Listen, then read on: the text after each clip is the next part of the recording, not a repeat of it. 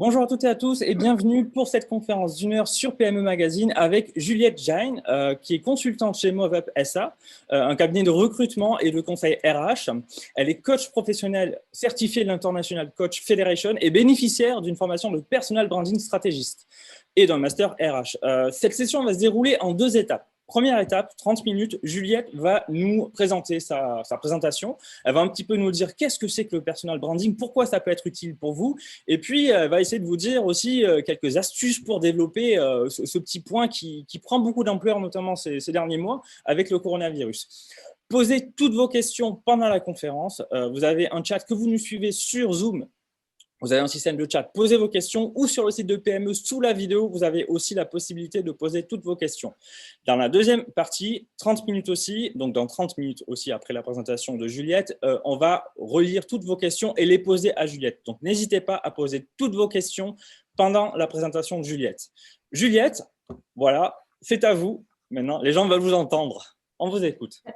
Merci beaucoup. Bonjour à tous. Je suis ravie d'être ici ce matin avec vous. Juste quelques mots sur moi avant de commencer. Donc, j'ai 20 ans d'expérience en grande entreprise, donc 14 ans dans un gros cabinet d'audit et de conseil. Et suite à ça, j'ai développé des compétences plutôt de coach de carrière et développement de leadership et conseil ressources humaines. Donc, aujourd'hui, avec MoveUp, j'ai environ 3 casquettes, celle de coach de carrière, de recruteur et de consultant RH. Ma mission, c'est de contribuer à libérer le potentiel des professionnels qui viennent me voir afin d'augmenter leur impact et d'atteindre leur prochain niveau de carrière. Et c'est ce que je fais en utilisant le personal branding dans la plupart des services que j'offre. Ce matin, je n'arrive pas à passer au prochain slide. Voilà. Alors, l'agenda pour ce matin, donc, je vais vous parler de qu'est-ce que le personal branding, les 3 étapes d'un programme standard de personal branding avec la méthode que j'utilise. Et puis, on pourra parler un petit peu de comment créer sa marque personnelle à travers LinkedIn ou sur les réseaux sociaux. Et ensuite, la partie questions, comme l'a très bien dit Cédric. Alors, le pouvoir évocatif des marques. Est-ce que Cédric, tu veux partager avec nous qu'est-ce qu'une de ces marques génère pour toi? Qu'est-ce que ça provoque? Une en particulier ou celle que je veux? Une en particulier, bon, éventuellement peut-être celle que tu veux. Alors, UBS, la sécurité, Ovomaltine, le ski, Disney, l'enfance, Swisscom, la sécurité, McDonald's, bon, je ne vais pas être gentil, mais la malbouffe, Rivella, pétillante, Swatch, la Suisse. Ok, super. Voilà. Super, super.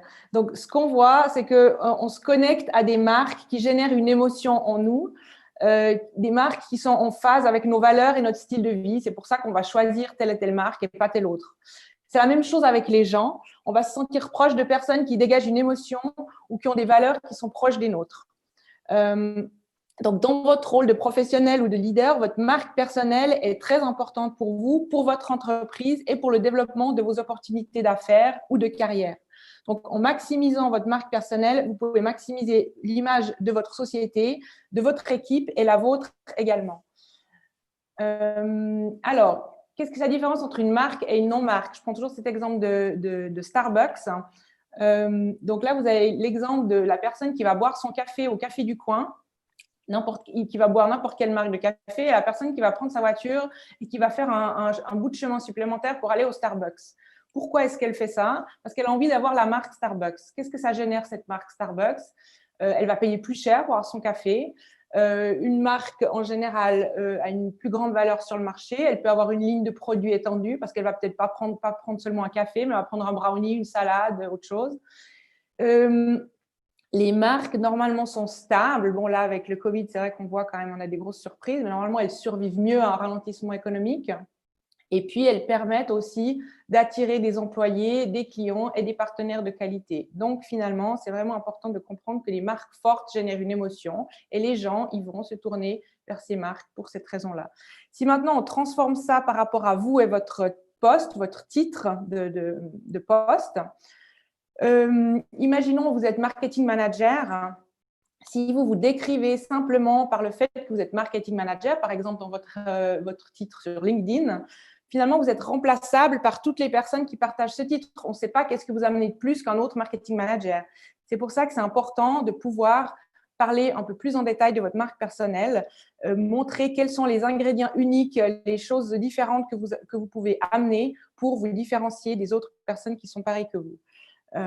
Aujourd'hui, tout est une marque. Les villes sont des marques. New York, la ville rapide, Paris, la ville des amoureux.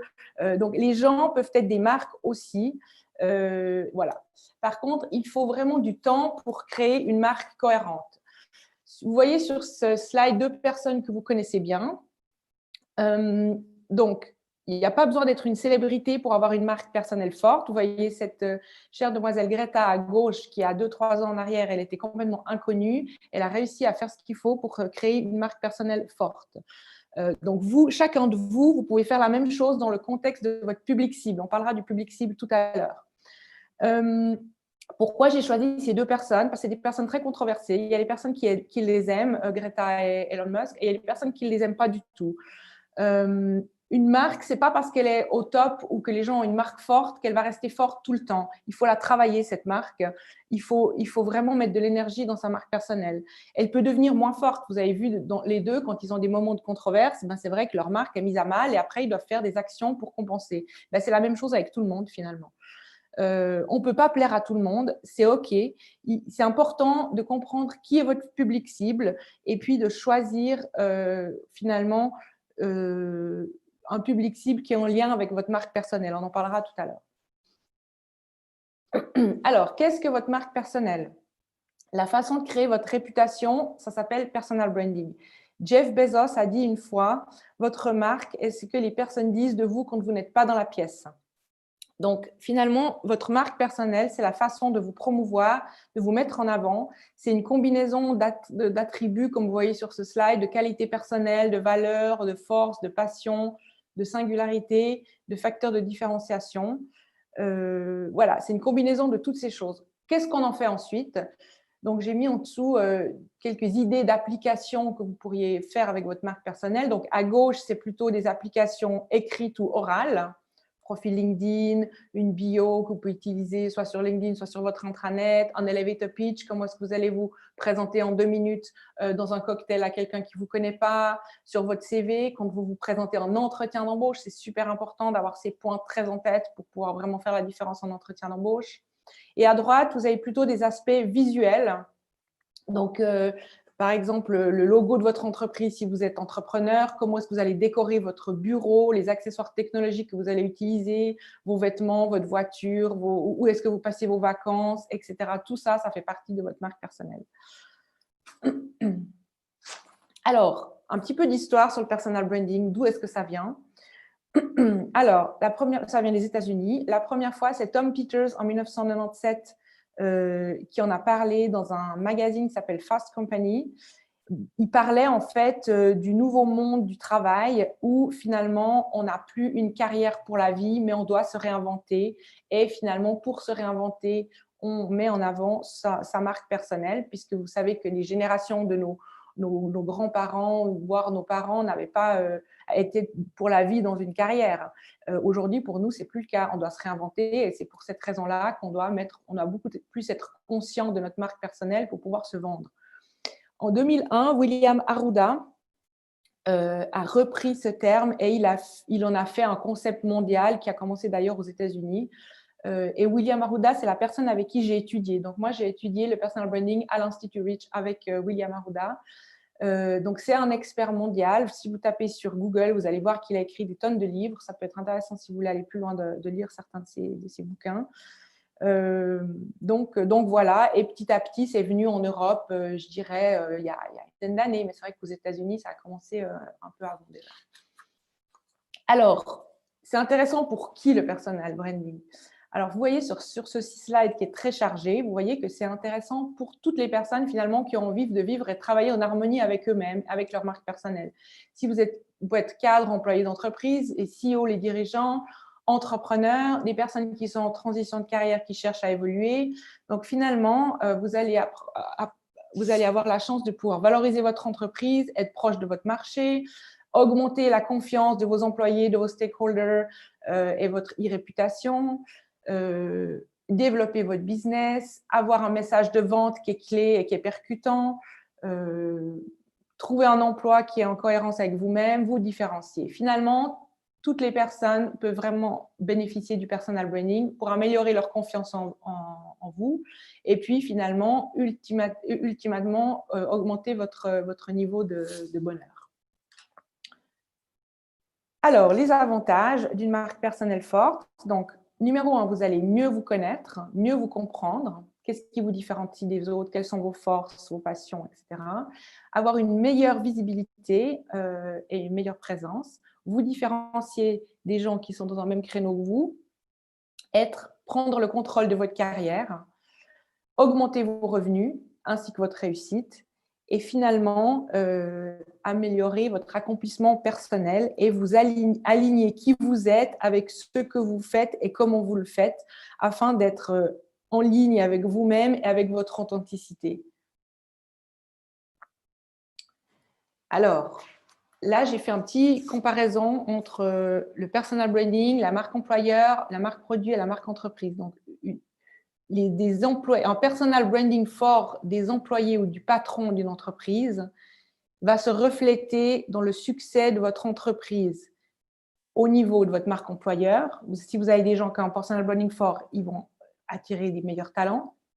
Au niveau du produit et du service, parce que ça va aussi résonner sur les produits et les services, ainsi que sur la marque entreprise en général. Donc, c'est pour ça que c'est très important. Il y a encore des gens, des fois, qui me disent qui ne veulent pas que leurs employés améliorent leur profil LinkedIn, par exemple, parce qu'ils pensent que s'ils améliorent leur profil LinkedIn, ils vont quitter l'entreprise. Non, ce n'est pas le cas. C'est important que les employés aient une marque personnelle forte. Ça va renforcer vraiment l'image de l'entreprise en général. C'est vraiment très important à ne pas oublier. Alors, la méthode 1, 2, 3 succès donc, de William Arruda que j'utilise, c'est une méthode en 3 étapes. Étape numéro 1, se connaître. Étape numéro 2, se faire connaître, communiquer sur ce qu'on a découvert dans la phase numéro 1. Étape numéro 3, se faire reconnaître, aligner sa marque avec son environnement et rayonner. Alors, je vais vous parler un petit peu de ces 3 phases. Phase numéro 1, se connaître. Alors, il y a 2 façons de pouvoir se connaître, perception interne et perception externe. Alors, interne, ça veut dire vous-même, qu'est-ce que vous pensez de vous? Donc, auto-évaluation. Vous avez vu en haut, c'est marqué Strengths Finder. Ça, c'est un outil que j'utilise pas mal en coaching de carrière, justement. Donc, c'est Gallup qui offre cet outil-là. Vous pouvez faire soit les 5 forces ou les 34 forces. Moi, j'utilise beaucoup les 5 forces. Je trouve que c'est beaucoup plus percutant, finalement, d'avoir vos 5 forces principales. Donc, ça, c'est déjà un outil utile. Autrement, vous pouvez réfléchir à votre vision et votre mission. Qu'est-ce que c'est finalement la vision? Pourquoi est-ce que vous existez? Ce que vous voulez devenir. Et puis, la mission, c'est ce que vous faites et pour qui, en fait. Comment est-ce que vous mettez vous faites vivre votre vision dans votre réalité d'aujourd'hui? Vos valeurs, c'est très important de connaître vos valeurs. Vos forces, ça peut être par le Strengths Finder ou ça peut être aussi simplement par une auto-évaluation de vos forces. Vos passions, qu'est-ce qui vous fait vous lever un samedi matin à 6 heures? Ça sera vos passions. Et puis, vos objectifs personnels. Perception externe, ça c'est un outil aussi que j'utilise assez souvent, c'est un questionnaire 360. Par contre, c'est un questionnaire 360 un peu différent de ce qui se fait en général en entreprise, où on lit les 360 en entreprise sont en général toujours liés aux KPI et aux objectifs. Là, l'idée du 360 dans le contexte d'un profil de personal branding, c'est de demander l'avis, par exemple, à vos amis, ce qu'ils pensent de vous, à votre réseau professionnel, à votre famille, à différentes personnes. Et puis voir s'il y a des incohérences. Par exemple, si vous prenez un exemple d'une personne qui est super drôle dans son environnement privé et pas du tout drôle au boulot. Ça va sortir, par exemple, quand on fait un 360 de ce type-là. Et puis, on va se poser la question vraiment de l'authenticité de la personne et pourquoi est-ce qu'elle est différente et comment est-ce qu'elle pourrait faire pour être alignée. Parce que finalement, là, il y a un moment donné où elle est en adaptation. C'est soit à la maison, soit c'est probablement au boulot qu'elle est en adaptation. Pourquoi est-ce qu'elle n'a pas son humour au boulot alors qu'elle l'a à la maison? Et qu'est-ce qui se passerait si elle mettait un peu plus d'humour dans sa vie professionnelle? Peut-être que son impact serait vraiment augmenté. Et puis, on va travailler là-dessus pour essayer de voir comment on peut augmenter l'impact de la personne et puis de l'aligner finalement avec sa marque personnelle et qu'est-ce que ça pourrait avoir comme impact. Donc voilà, ça c'est assez intéressant. Bon, après, si on ne veut pas faire 360, on peut aussi simplement demander des feedbacks des personnes autour de vous pour savoir qu'est-ce qu'ils pensent de vous. Par exemple, si vous écrivez une bio pour votre profil LinkedIn ou pour autre chose, c'est intéressant de la faire relire par quelques personnes qui vous donnent leur avis pour voir quel impact ça a et quelle est finalement la marque personnelle que vous dégagez avec ce type de bio. Donc, c'est des choses que je vous recommande de faire. Alors, ça, c'est un exercice. Vous pouvez faire une photo de ce slide ou bien vous le notez ou vous y pensez pour le futur.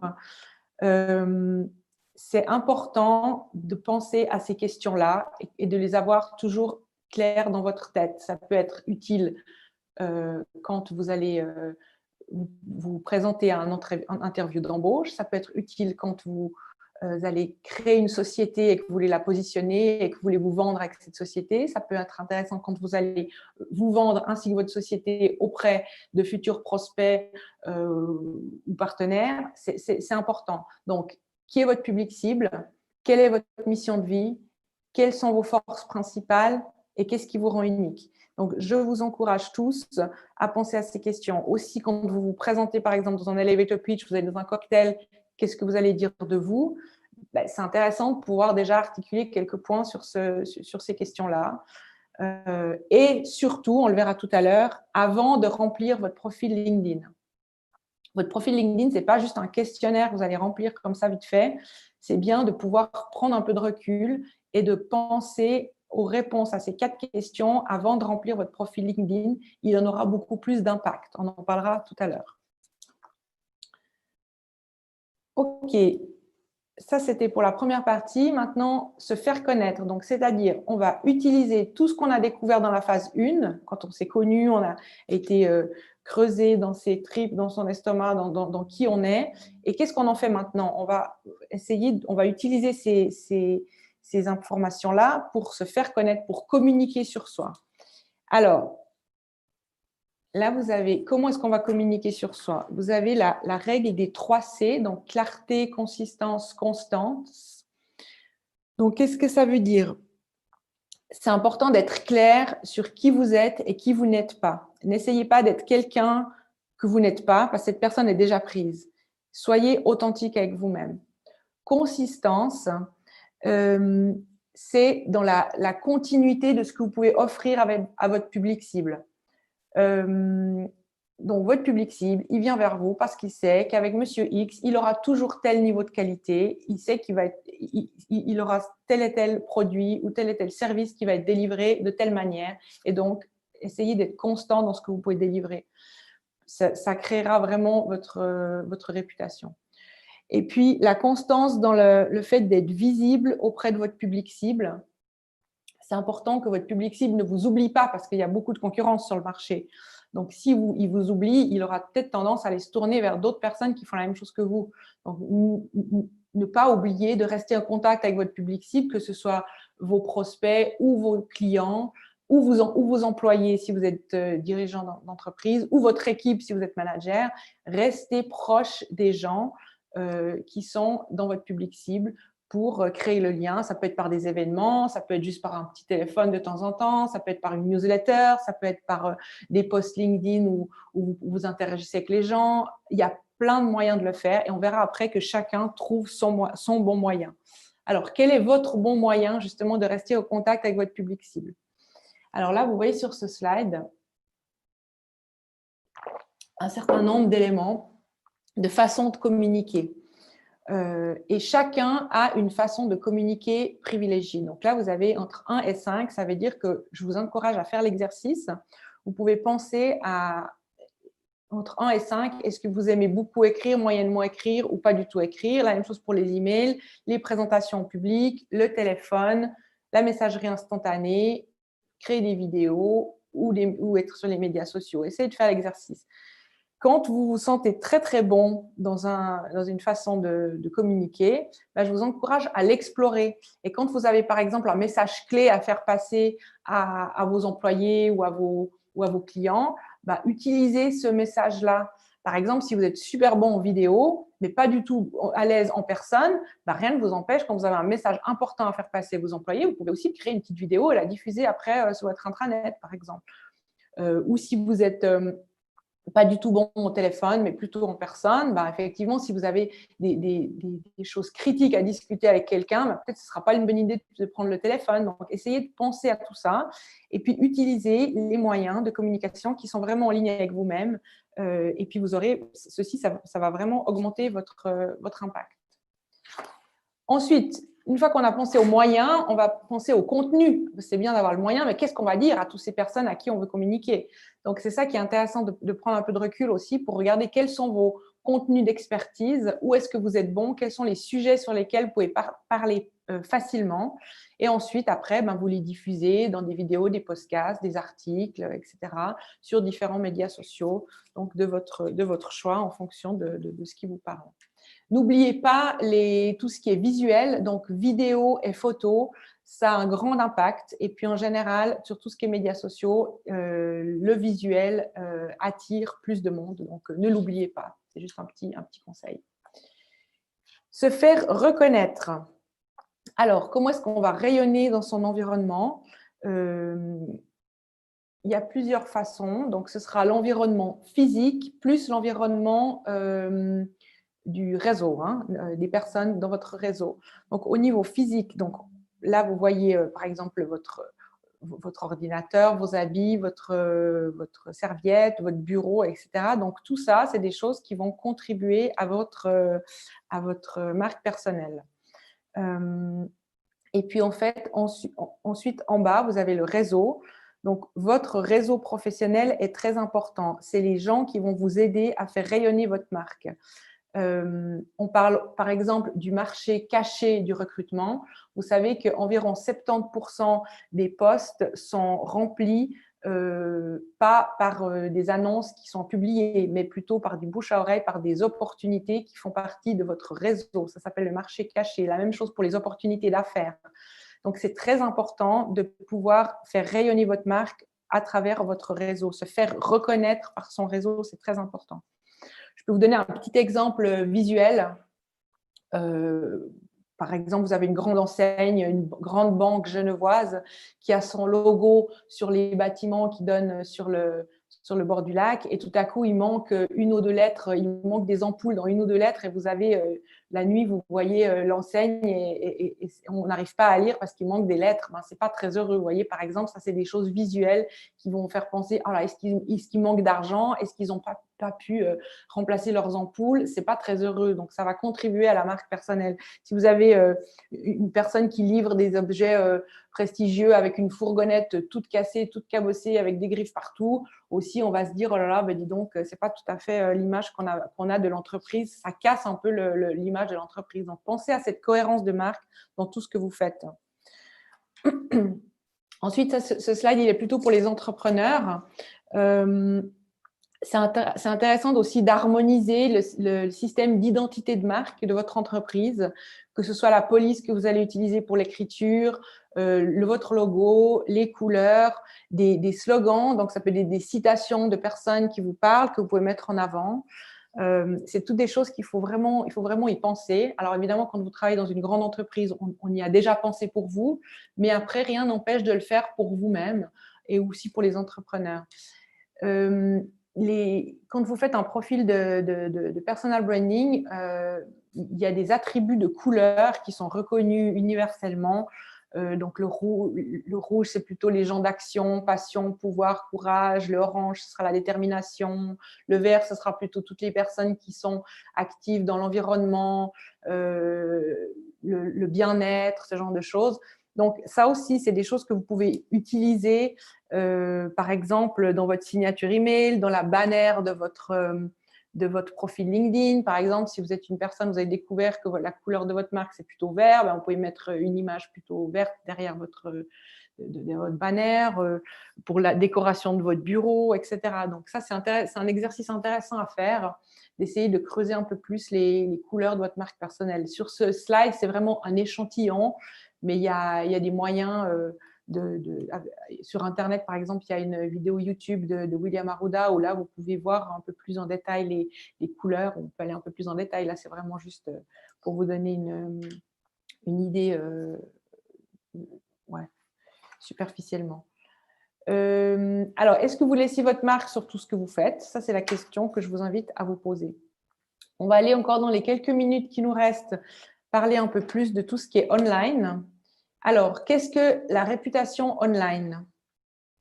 Alors, la réputation online, c'est ce qui se passe quand vous tapez votre nom dans Google et qu'est-ce que vous allez voir apparaître. Je vous encourage tous à le faire. C'est important de vérifier régulièrement ce qu'on trouve sur soi, sur Google de nos jours.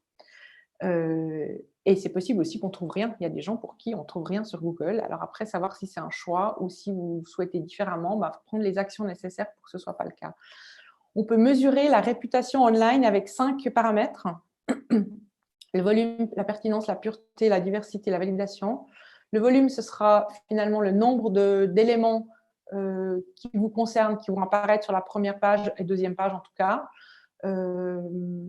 Donc, effectivement, plus il y en a, plus vous êtes visible. Et vous verrez que si vous avez un profil LinkedIn, un profil Twitter, un profil Facebook, c'est des choses qui vont apparaître en tout cas sur la première page. Donc, ça alimente les réseaux sociaux.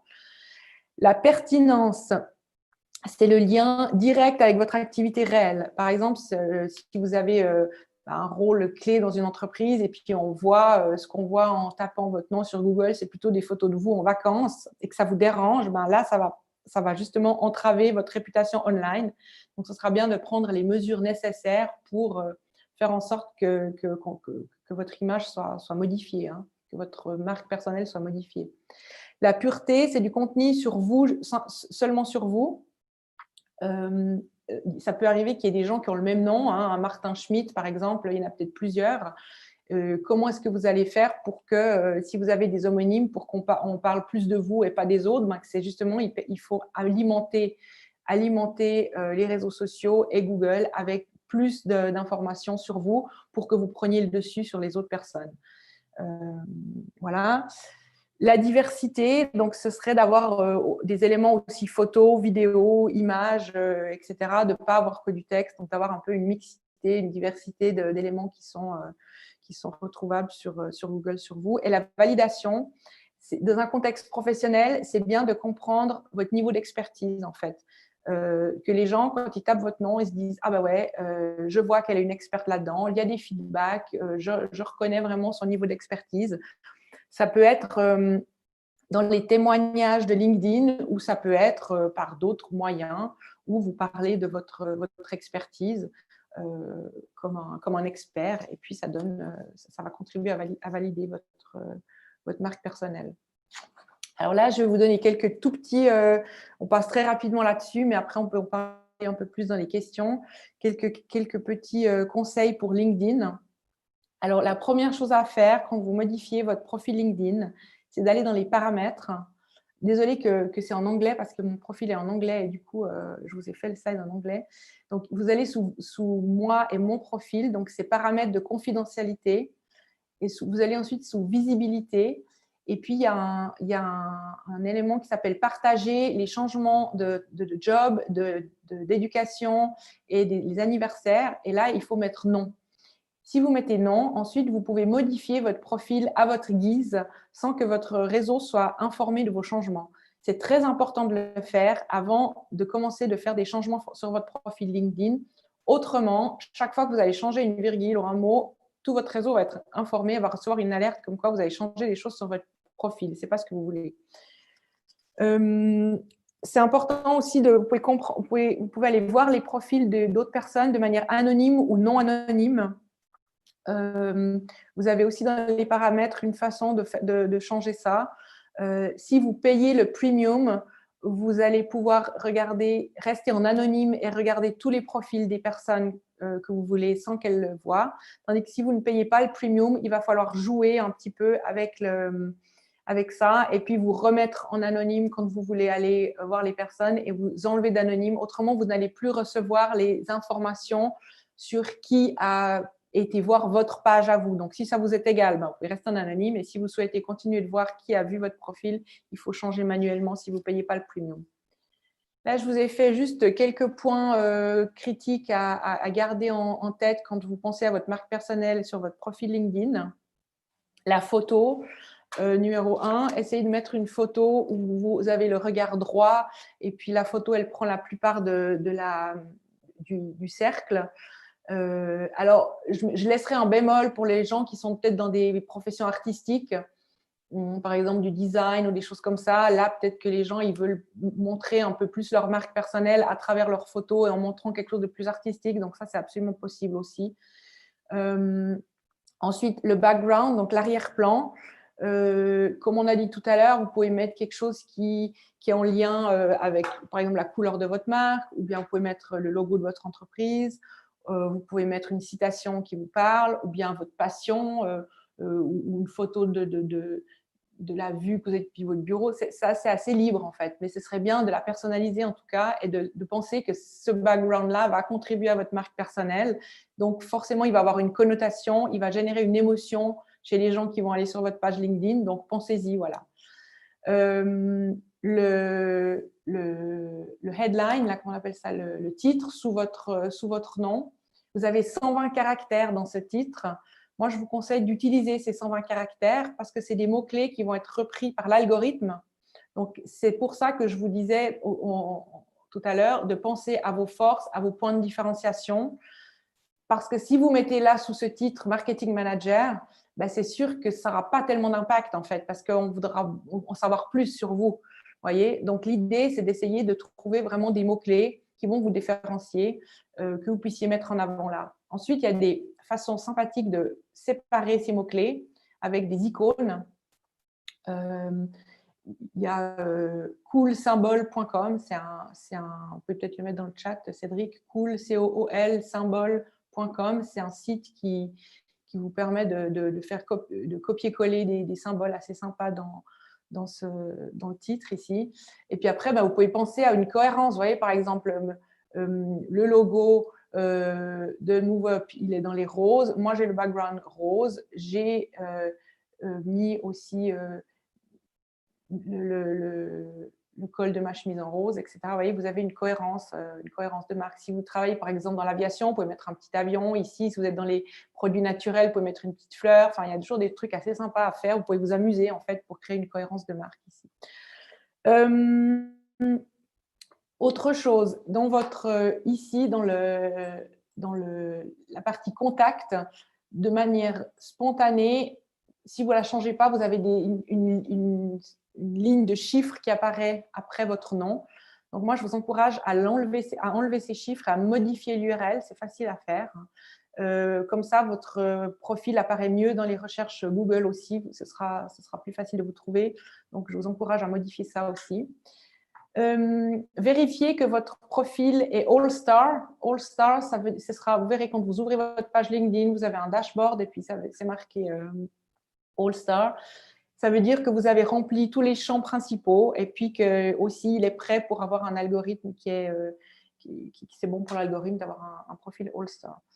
Au niveau de la section du résumé, ici en dessous, je vous ai fait un petit slide sur quelques recommandations. Alors, il n'y a pas de juste ou faux, chacun fait comme il veut, mais c'est quelques petits conseils qui pourraient peut-être vous être utiles si vous créez une section résumé sur votre profil LinkedIn. Déjà, ce qu'il faut savoir, c'est que vous avez 2000 caractères que vous pouvez utiliser. Si vous ne les utilisez pas, les 2000, essayez d'en utiliser quand même pas mal parce que ce sera aussi bon pour l'algorithme et pour les mots-clés. Et puis, c'est là que vous allez pouvoir vraiment parler de vous et de votre marque personnelle.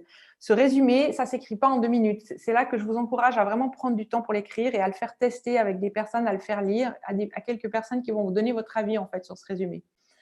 Donc, essayez de faire quelque chose qui est facile à lire. Donc, j'ai mis ici alléger le texte avec des symboles, des couleurs, un titre, quelque chose qui est un peu facile à lire, pas que ce soit tout un pavé où on se dit « Oh mon Dieu, j'ai pas envie de lire ça ». Moi, je vous conseille de l'écrire en jeu. Aujourd'hui, tout ce qui est réseaux sociaux, c'est en jeu. Ou alors, si vous le faites en il ou elle, c'est que vous avez une bonne raison, mais probablement, en général, c'est plutôt le jeu. Testez, comme je vous ai dit. Ce que je vous conseille de ne pas faire, c'est dire ce que vous n'êtes pas, parce que nous, on veut savoir ce qui vous êtes et pas qui vous n'êtes pas. Parlez uniquement de votre employeur. Les entreprises ont des pages entreprises. Donc, ça, c'est une page personnelle. Donc, parlez de vous-même. Si les gens veulent savoir plus sur votre entreprise, ils vont cliquer sur le logo en dessous dans la partie expériences professionnelles et ils en sauront plus. Ou si vous voulez mettre une phrase, éventuellement, vous pouvez la mettre en dessous dans les expériences, mais pas trop dans votre section sur qui vous êtes. Et puis, effectivement, avoir un texte trop court qui sera moins bon pour l'algorithme.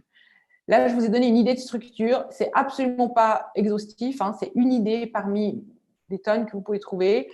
Ce qui est important, c'est les 2 premières lignes parce qu'elles vont apparaître en premier. Les gens devront cliquer ensuite pour avoir le reste du texte. Donc, essayez d'avoir les 2 premières lignes qui sont impactantes, soit avec un objectif, une promesse, une passion, une phrase provocante, une citation, etc. Essayez de penser à ces 2 premières lignes. Une idée de structure, vous pouvez regarder sur le mien, hein, c'est ce que j'ai utilisé. Je prétends pas du tout que ce soit que ça plaise à tout le monde.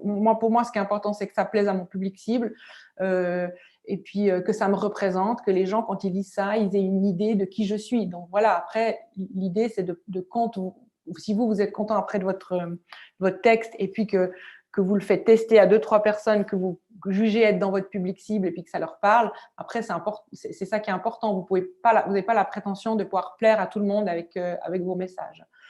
Donc, l'idée de structure, c'est commencer justement par une proposition de valeur, ensuite parler un peu de qui vous êtes. Un appel à l'action, ça peut toujours être assez sympa. Vous pouvez m'appeler là ou bien donner vos coordonnées si vous êtes entrepreneur, ça peut être intéressant. Et puis, vos spécialités, mettre des mots-clés de vos spécialités. C'est toujours intéressant, comme ça on sait tout de suite qu'est-ce qu'on peut avoir comme service ou comme produit avec vous, donc ça peut être aussi intéressant. Donc voilà, j'ai dépassé un tout petit peu le timing des 30 minutes, donc pensez aussi, voilà une dernière citation, la chose la plus fatigante, c'est d'être inauthentique avec ce monsieur qui tire le boulet, donc pensez vraiment à ça. Si vous avez l'impression d'être dans une situation où c'est lourd, où vous portez quelque chose de lourd, c'est probablement peut-être qu'il y a un manque d'alignement et ça vaut la peine d'y penser. Je vous remercie beaucoup. Merci Juliette. On va prendre plusieurs questions. Donc juste pour rappel, vous pouvez poser les questions directement sur Zoom via l'option converser qui est en bas de votre écran. Et pour les gens qui nous suivent sur le site de PME, vous avez également une option sous la vidéo avec une box de chat. On va prendre une première question sur Zoom de Henri qui demande: ne faut-il pas accepter les changements de profil quand on finit une formation qui participe à renforcer nos valeurs? Juliette. Attends, ne faut-il pas… vous pouvez me répéter la question? Alors, ne faut-il pas accepter les changements de profil quand on finit une formation qui participe à renforcer nos valeurs? Je pense qu'il veut dire… Alors, Henri, si j'ai faux, n'hésitez pas à compléter. Est-ce que quand on a fait une formation, on doit mettre à jour son profil LinkedIn en changeant tout son profil? Je pense que c'est ce qu'il veut dire. Oui, je pense que c'est bien quand vous avez fini une formation de mettre à jour votre profil, bien sûr, comme ça contribue à votre marque personnelle et puis on voit un peu plus… c'est très important de tenir à jour votre profil. Je pense que le profil LinkedIn, justement, vous le mettez à jour régulièrement et puis ça se change. Vous pouvez changer aussi votre résumé, etc. Vous pouvez le changer régulièrement. Même votre banner, vous pouvez la changer toutes les semaines si ça vous fait plaisir. Donc oui, je pense que c'est important de mettre à jour, absolument. Une question de Jean-Luc. Est-ce que le profil LinkedIn, il faut le mettre en public ou pas, ou rester en privé? Tout ce qui est paramètres de confidentialité, est-ce qu'il faut partager ces informations ou pas vraiment sur LinkedIn notamment? Oui, je pense qu'il faut les partager. Bon, alors après, vous avez 2 façons de faire. Je crois vous pouvez voir seulement les gens qui sont amis avec vous, hein, liés avec vous, ou bien est-ce que c'est ouvert à tout le monde? De toute façon, l'idée de LinkedIn, c'est vraiment d'interagir avec les gens et d'avoir une plus grande portée. Donc, plus il y a de personnes qui peuvent voir votre profil LinkedIn, plus finalement votre marque personnelle va avoir un impact et va rayonner. C'est pour ça, c'est aussi toujours la question de savoir si vous acceptez tout le monde ou pas quand on vous donne une invitation LinkedIn. Ça, c'est une grande question. Donc, il y a des gens qui acceptent que les gens qu'ils connaissent dans la vraie vie, puis il y a des gens qui acceptent tout le monde. Alors, qu'est-ce qui est juste ou qu'est-ce qui est faux? Alors après, moi, je peux vous donner une recommandation personnelle. Chacun fait comme il veut, bien entendu, parce qu'il n'y a pas de juste ou faux. Mais déjà, il faut savoir qu'il faut avoir 500 personnes. Il faut être connecté avec 500 personnes pour que déjà, on voit que vous êtes actif sur LinkedIn et puis que vous êtes considéré comme une personne active et que l'algorithme aussi vous reconnaisse comme ça. Et puis après, moi, ce que je fais en général personnellement, c'est que j'accepte les personnes avec qui j'ai au moins une connexion commune, à moins que ce soit quelqu'un vraiment que je sais qui c'est, puis je l'accepterai. Mais autrement, les gens que je ne connais pas, je vérifie juste qu'on ait quand même au moins une personne en commun la plupart du temps. Et puis voilà, après, j'accepte la plupart des gens parce que finalement, plus vous acceptez de gens, plus ce que vous allez partager va avoir un impact. Hein, donc, absolument. D'ailleurs, pour démarrer sa communauté, pour lancer sa communauté sur les réseaux sociaux, notamment sur LinkedIn. Imaginez, je vais sur LinkedIn aujourd'hui, j'ai 0 contact. Je vais poster sur LinkedIn, personne ne va me voir. Qu'est-ce que vous me conseillez de faire? Alors, numéro 1, je vous conseille de bien travailler sur votre profil. Donc, en caché, bon, là, pardon que ce soit caché si vous n'avez personne, mais disons vraiment bien travailler sur votre profil, comme on a dit, vraiment penser à votre marque personnelle quand vous créez votre profil, d'essayer de différencier votre headline, vos textes, etc. Puis ensuite, une fois que votre profil il est bon, bah, vous commencez d'inviter des gens parce que vous verrez que LinkedIn, il vous propose des gens de toute façon à inviter. Donc, vous pouvez accepter ces gens qu'on vous propose d'inviter, vous pouvez en accepter ou en inviter d'autres, les personnes que vous connaissez, vous les cherchez, vous les invitez. Et puis, vous commencez d'augmenter votre réseau comme ça. Puis, vous verrez que plus vous avez des gens, plus il y en aura d'autres, etc. Puis, ça va se faire boule de neige. Mais effectivement, au début, il faut faire un petit effort soi-même pour inviter des gens pour agrandir votre réseau jusqu'à 500. C'est important. Très bien. Et c'est vrai que peut-être aussi, je pense à Twitter notamment, si vous ajoutez des gens, Juliette, vous allez me dire si c'est vrai ou pas, mais si vous ajoutez des gens que vous connaissez, vous aurez peut-être plus de chances d'avoir des retours, des partages, des commentaires. Alors que si vous ajoutez Barack Obama, par exemple, il va peut-être pas vous laisser un commentaire. Et peut-être que c'est mauvais, enfin je sais pas, hein, peut-être que c'est pas forcément la bonne stratégie. Je sais pas si c'est mieux d'ajouter des gens que vous connaissez plutôt en premier pour développer sa communauté. Et après, Oui, alors je pense que c'est bien, effectivement, mais après, ça dépend quelle est l'utilité de LinkedIn parce que chacun il trouve son compte en fait en fonction de ses besoins. Mais par exemple, moi j'utilise beaucoup LinkedIn pour me tenir à jour sur du contenu d'expertise, vous voyez. Du coup, moi je suis des groupes ou des influenceurs ou des gens comme ça qui sont dans mon domaine et j'ouvre ça le matin. C'est comme un magazine ou un journal où je vais regarder finalement ce qu'ils ont partagé et ce sera dans mon domaine. Donc, j'aurai beaucoup d'informations très intéressantes et très pertinentes pour mon métier, vous voyez. Donc, c'est pour ça que j'ai envie de suivre aussi ces influenceurs. Après, si c'est pour avoir de l'impact, c'est vrai que c'est bien d'être connecté avec des gens que vous connaissez de près ou de loin ou qui sont actifs dans votre milieu, dans votre public cible. Et aussi de faire partie des groupes, en fait, parce que dans les groupes, vous allez partager pas mal et puis vous pouvez vraiment choisir des groupes ciblés par rapport à votre expertise. Et là, vous allez avoir un grand impact aussi avec ce que vous partagez, c'est pas mal. Très bien. Alors, on a une quinzaine de questions. On va essayer de les traiter toutes si on peut. Henri qui demande, Henri, donc, qui pose sa deuxième question, qui demande est-ce que si on active l'option qui envoie la mise à jour à tous ses contacts, est-ce que c'est bien ou c'est pas bien? Est-ce que ça pollue pas aussi le fil d'actualité de nos contacts?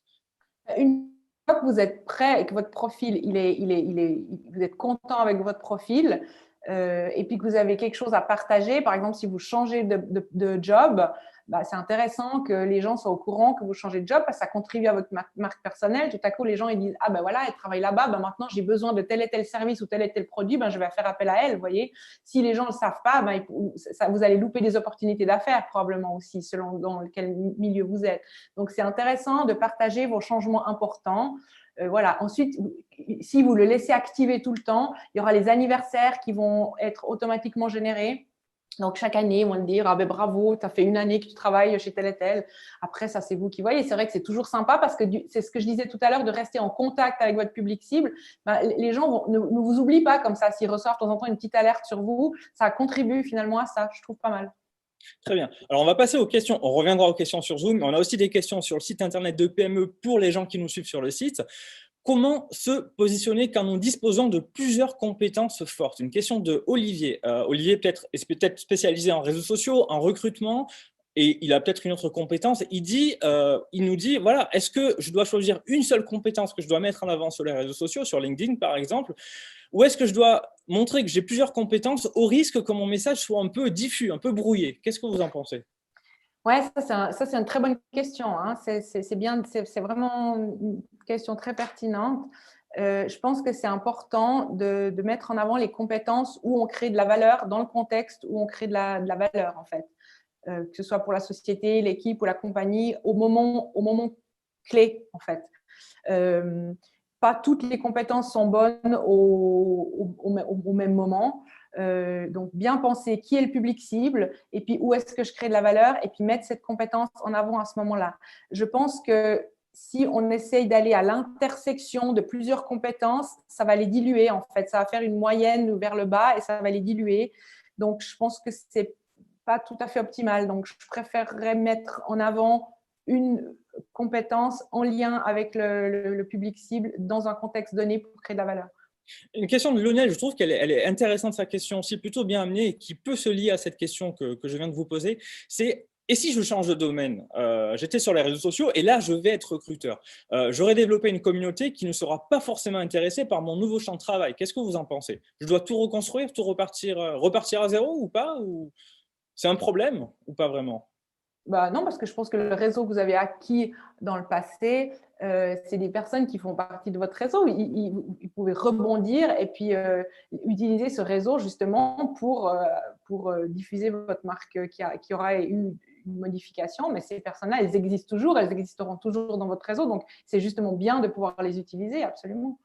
Deux questions de Sarah. Est-ce que être plus suivi et influent que son entreprise qui nous emploie peut devenir un problème? Et après, j'ai une deuxième question. Elle demande comment concilier vie privée et vie professionnelle en matière de personal branding?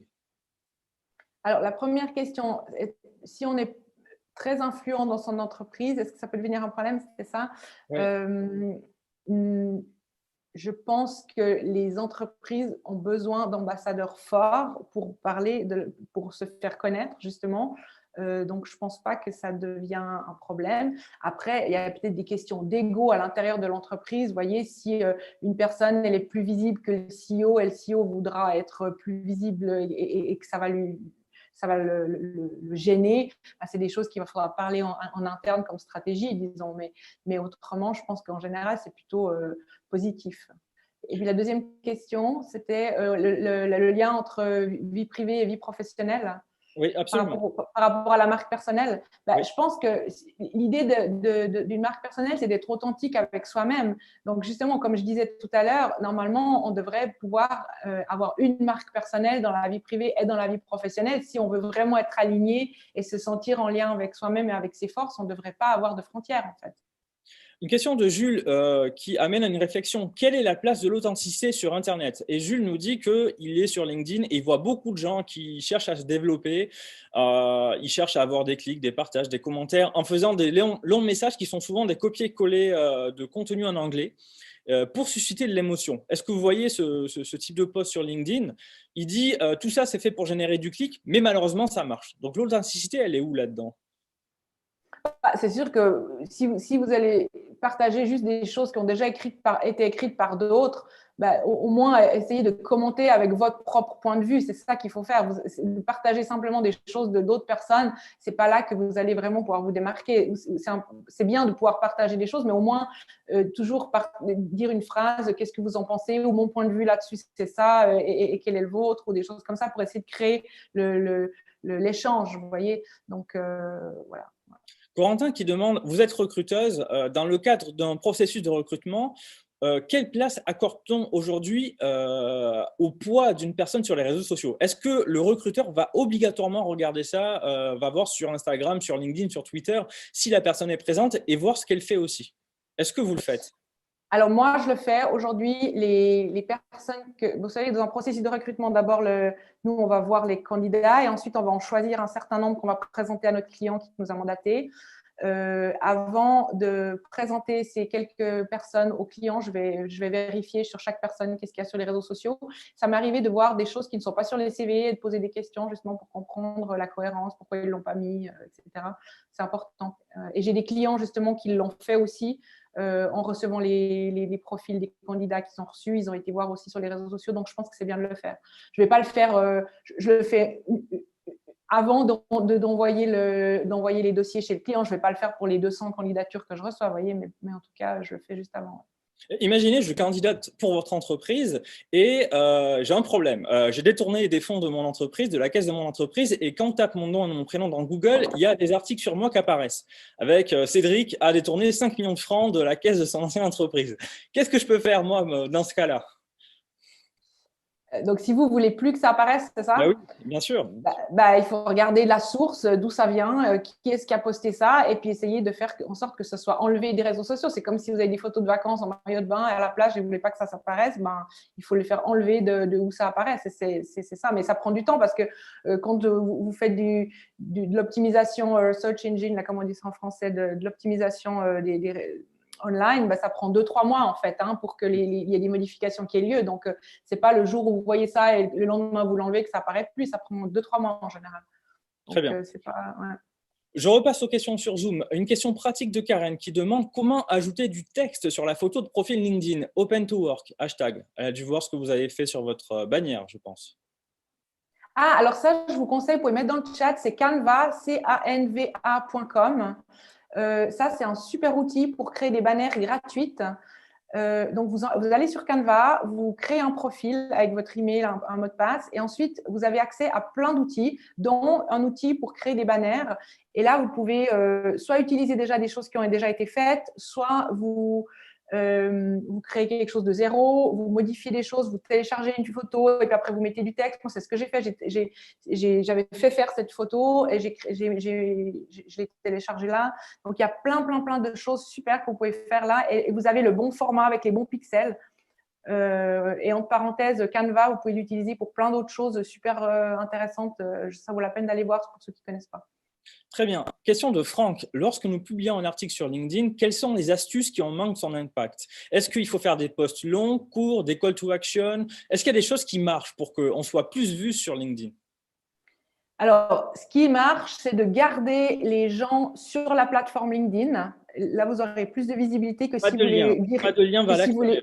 Alors, moi, je le fais aussi de temps en temps, mais c'est sûr qu'il y aura moins de visibilité si vous faites sortir les gens de la plateforme parce que LinkedIn va moins aimer. Ensuite, c'est vrai, tout ce qui est photo et vidéo, en général, ça a aussi plus d'impact que si c'est juste du texte. Donc voilà quelques petites astuces. Ouais. Karine qui demande quelle est la différence entre nombre de connexions ou nombre de contacts sur LinkedIn. Est-ce qu'il y a une différence?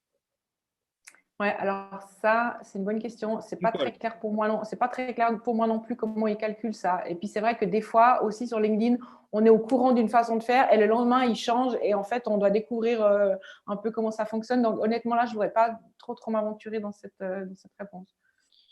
D'accord. Alors, une question de Franck toujours. Quelles sont les astuces pour que l'algorithme de LinkedIn nous considère comme étant une personne active? Et est-ce qu'il faut être actif sur LinkedIn? Et pour vous, c'est quoi être actif sur LinkedIn? Tous les jours, toutes les semaines ou pas? Vous, qu'est-ce que vous faites sur LinkedIn? Alors, pour être actif, déjà, il faut avoir 500 connexions. Je pense que c'est important pour être un profil all-star et puis d'avoir au minimum 500 connexions.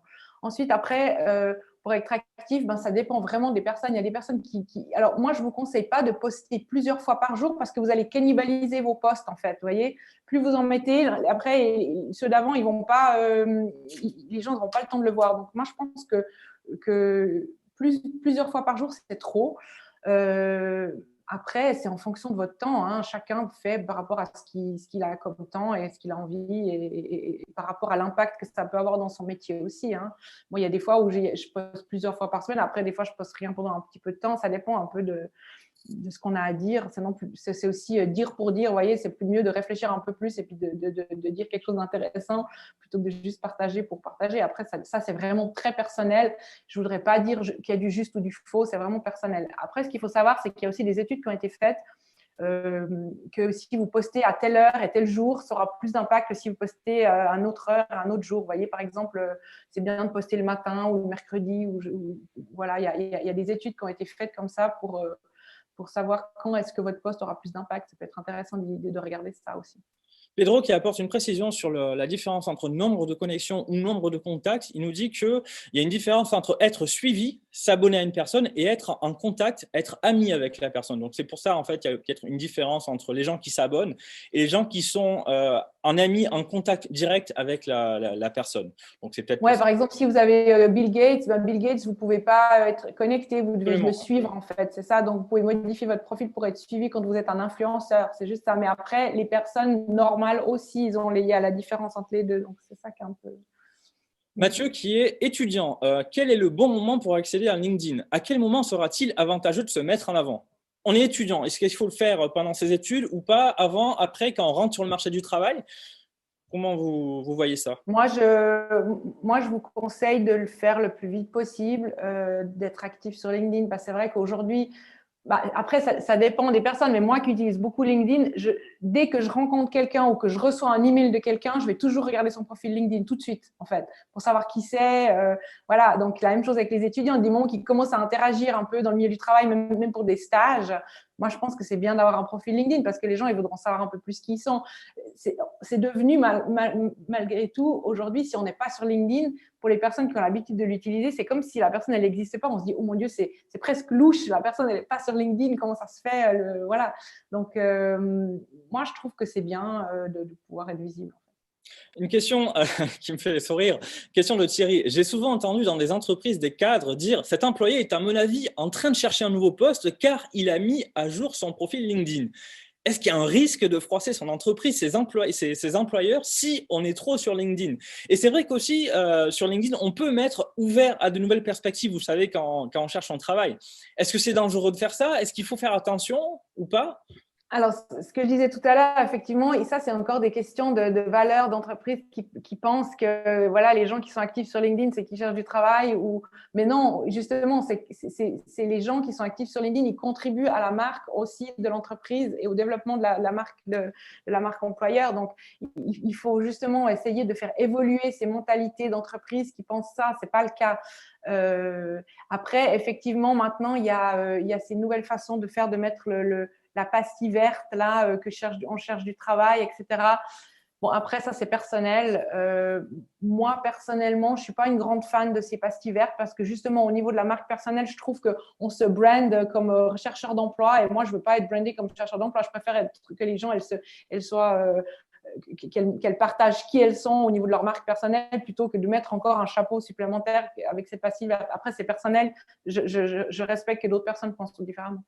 Oui, absolument. On avait deux questions là-dessus d'ailleurs, de Anne et H. Badier qui nous demandaient que pensez-vous de la bannière Open to Work? C'est lié à votre réponse, c'est ça, hein, si j'ai bien... Ouais, moi personnellement, surtout dans mon métier aussi de recruteur et de chasseur, si j'ai envie d'avoir quelqu'un parce que je trouve son profil bien, ça m'est complètement égal qu'il soit en emploi ou pas en emploi, je vais le chasser puis je vais aller le voir, vous voyez.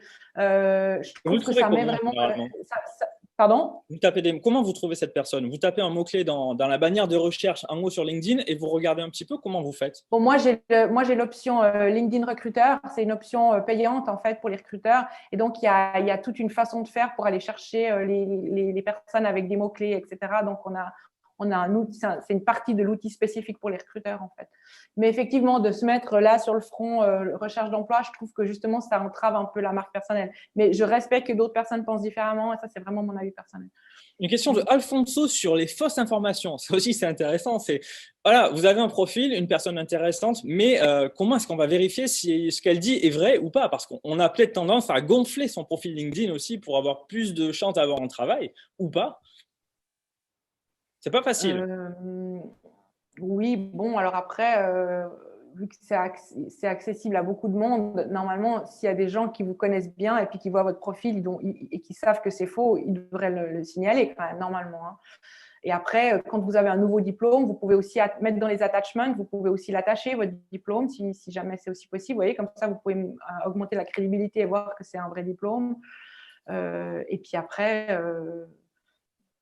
ouais, ben, c'est sûr qu'il y a une partie de confiance, bien entendu.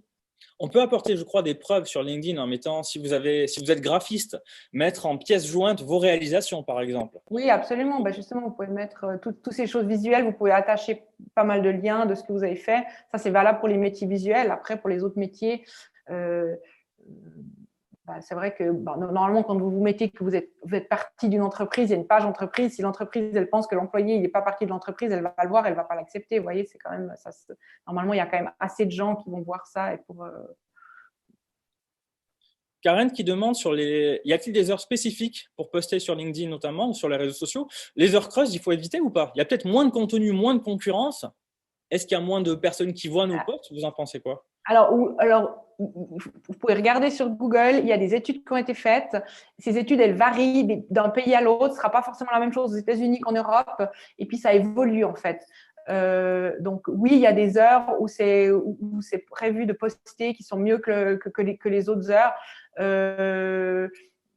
Moi, personnellement, j'y fais peu attention. Par contre, oui, quand même, si on poste en fin de journée, tout en fin de journée, vers 22h, 23h, en général, c'est pas bon parce qu'il y a trop d'heures où les gens sont pas actifs, vous voyez.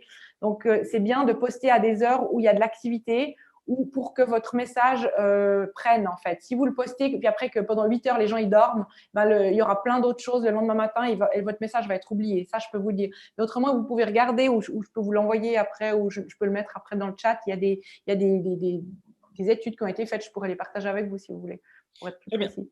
Une question de Thierry, ça aussi c'est intéressant sur les commentaires. Il y a des gens qui posent des commentaires qui sont parfois très violents, agressifs sur les réseaux sociaux avec leur vraie identité. Et ça, est-ce que c'est pas un problème aussi pour eux? Ces commentaires sont référencés, sont visibles. Vous en pensez quoi?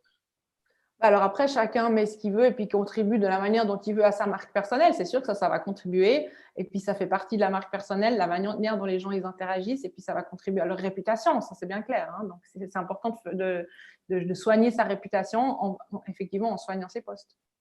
Une question de Frédéric. Les posts sur LinkedIn qui sont boostés sur les offres d'emploi semblent donner beaucoup plus de retours, de contacts que les annonces offres d'emploi classiques. Cela vous paraît-il juste?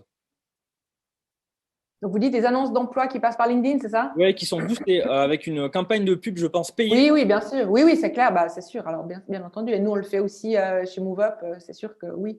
Aujourd'hui, c'est une très bonne façon de pouvoir avoir des candidats pour une campagne de recrutement. Ça coûte cher généralement de faire ça? Quel budget? C'est au clic, en fait. Ça dépend. Il y a plusieurs façons de faire, mais souvent, c'est au clic. Donc, le nombre de gens, plus le nombre de gens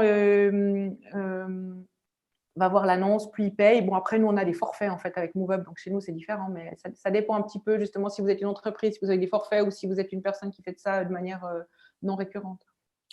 On va encore prendre 2-3 questions et puis on aura terminé. Stéphanie, comment peut-on effectuer une évaluation 360? Recommandez-vous des outils spécifiques pour ça?